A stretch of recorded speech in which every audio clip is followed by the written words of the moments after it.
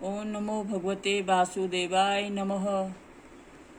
कार्तिक महात्म्य का तीसरा अध्याय। सत्यभामा ने कहा, हे प्रभु, आप तो सभी काल में व्यापक हैं और सभी काल आपके आगे एक समान है। फिर यह कार्तिक मास ही सभी मासों में श्रेष्ठ क्यों है?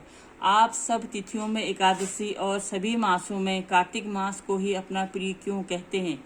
इसका कारण बताइए।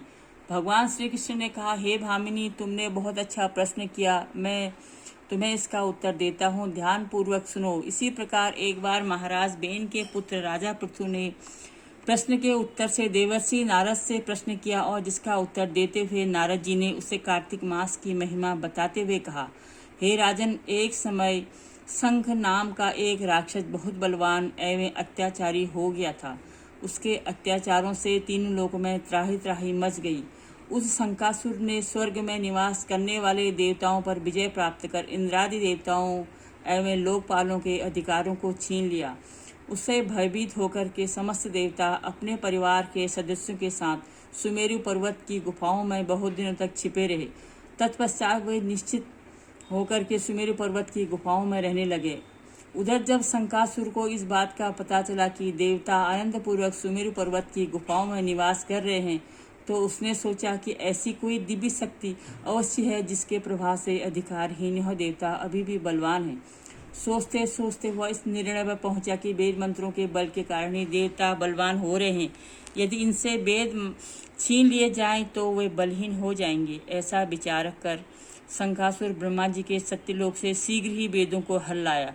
उसके द्वारा ले जाए जाते हुए भय से उनके चंगुल से निकल भागे और जल में समा गए। शंकासुर ने वेद मंत्रों तथा बीज मंत्रों को ढूंढते हुए सागर में प्रवेश किया, परंतु न तो उसको वेद मिले, न मंत्र ही मिले और न ही बीज मंत्र।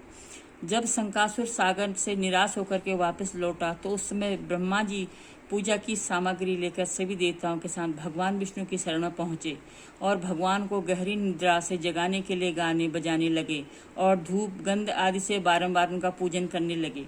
धूप दीप नैवेद्य आदि अर्पित किए जाने पर भगवान की निद्रा टूटी और वो देवताओं सहित ब्रह्मा जी को अपना पूजन करते हुए देख बहुत प्रसन्न हुए तथा कहने लगे, मैं आप लोगों के इस कीर्तन एवं मंगलाचरण से बहुत प्रसन्न हूँ। आप अपना अभिष्ट वरदान मांगिए, मैं अवश्य प्रदान करूँगा। जो मनुष्य आश्विन शुक्ल की एकादशी के देवोत्थान एकादशी पर ब्रह्म मुहूर्त में उठकर मेरी पूजा करेंगे, उन्हें तुम्हारी ही भांति मेरे प्रसन्न होने के कारण सुख की प्राप्ति होगी।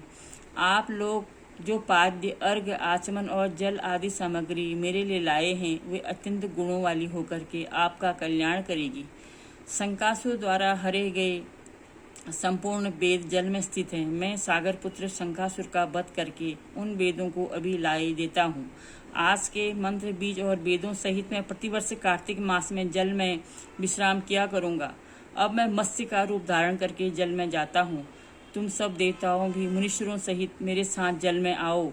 इस कार्तिक मास में जो श्रेष्ठ मनुष्य प्रातः काल स्नान करते हैं, वे सब यज्ञ के और व्रत स्नान द्वारा भली भांति नहा लेते हैं। हे देवेंद्र, कार्तिक मास में व्रत करने वालों को सब प्रकार से धन, पुत्र पुत्री आदि देते रहना और उन सबकी आपत्तियों से रक्षा करना। हे धनपति कुबेर, मेरी आज्ञा के अनुसार तुम उनके धन धान्य की वृद्धि करना, क्योंकि इस प्रकार का आचरण करने वाला मनुष्य मेरा रूप धारण करके जीवन मुक्त हो जाता है। जो मनुष्य जन्म से लेकर के मृत्यु उपरांत विधि पूर्वक इस उत्तम व्रत को करता है, वो आप लोगों को भी पूजनीय है। कार्तिक शुक्ल पक्ष की एकादशी तिथि को तुम लोगों ने मुझे जगाया है, इसलिए यह तिथि मेरे लिए अत्यंत प्रीतिदायिनी है और माननीय है। हे देवताओं, यह दोनों व्रत नियम पूरा करने से मनुष्य मेरा सानिध्य प्राप्त कर लेते हैं। इन व्रतों को करने से जो फल मिलता है वह अन्य किसी व्रत से नहीं मिलता। अतः प्रत्येक मनुष्य को सुखी और निरोग रहने के लिए कार्तिक महात्म्य और एकादशी की कथा सुनते हुए उपयुक्त नियमों का पालन करना चाहिए। तीसरा अध्याय समाप्त हुआ। चौथे अध्याय के लिए फिर आपसे कल मिलेंगे। तब तक ओम नमो भगवते वासुदेवाय नमः।